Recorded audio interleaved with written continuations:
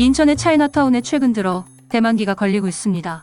이들은 대만기를 건 이유에 대해 살아남기 위해 어쩔 수 없다는 입장을 보이고 있는데요.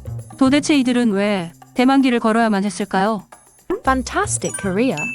MBC 뉴스데스크 보도에 따르면 인천 중구에 소재한 차이나타운에서는 재작년부터 매년 10월 대만의 건국기념일 즈음마다 대만기를 내걸고 있다고 합니다.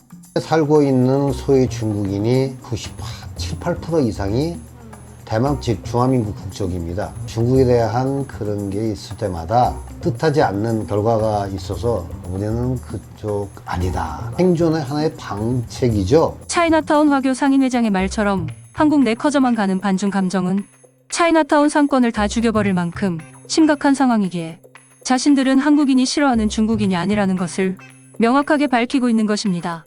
불과 20년 전만 하더라도 한국인의 약 30% 정도만이 중국이 싫다는 답변을 했었지만 2022년 중국이 싫다는 한국인은 무려 80%나 될 정도로 중국은 빠르게 비호감 국가가 되어가고 있습니다.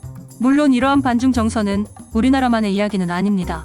해외, 특히 미국과 유럽 등지에서 중국인에 대한 혐오가 심각해지고 있고 이에 같은 동아시아에 속하는 한국인도 피해를 입고 있는 상황인데요.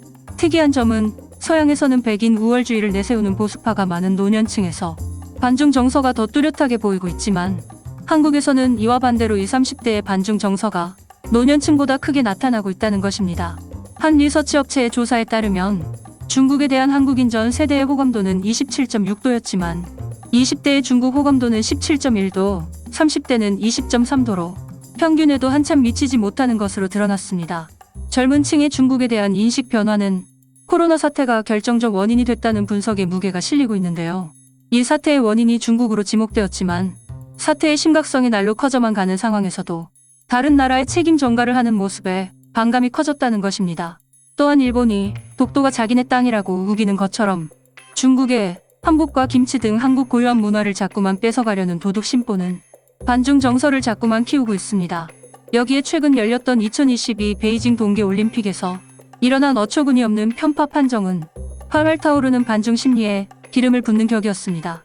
중국이 한국에 위협이 되는가란 질문에는 20대의 43.7%가 그렇다라고 대답할 정도로 20.1%가 그렇다라고 대답한 60대 이상이 2배가 넘는 비율을 보여주었는데 심지어 20대는 북한보다도 중국을 더 경계한다고 대답했습니다. Fantastic Korea. 서울 구로구에서는 저녁마다 중국 여성들이 음악을 크게 틀어놓고 단체로 춤을 춰 주민들의 불만을 사고 있습니다.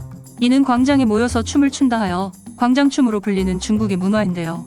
주민들이 자발적으로 단체를 조직하여 집 근처의 조그만 공원에서 함께 춤을 추거나 출장 공연을 하듯 옷을 단체로 맞춰 입고 먼 곳으로 떠나 공연을 하기도 합니다. 주로 퇴직한 후 시간에 여유가 있는 중장년층 사이에서 인기인 이 춤은 좋은 의미에서 시작됐을지 모르겠으나 광장춤에 대한 이들의 광적인 집착이 많은 사람들에게 피해를 주고 있습니다. 중국에는 발판이 유리로 제작되어 스릴을 만끽할 수 있는 유리잔도를 많이 볼 수 있는데요. 한 관광객이 촬영하면서 알려지게 된 이 영상에는 한 무리의 관광객들이 유리잔도 위에서 광장춤을 춰 다리가 정신없이 흔들리고 있었습니다. 형광색 유니폼을 입은 안전요원이 안절부절 못하며 이러면 다리에 금이 가니 뛰지 말라라고 말렸지만 이들은 아랑곳하지 않고 춤을 계속 추면서 중국 내에서도 한동안 논란이 되기도 했었습니다.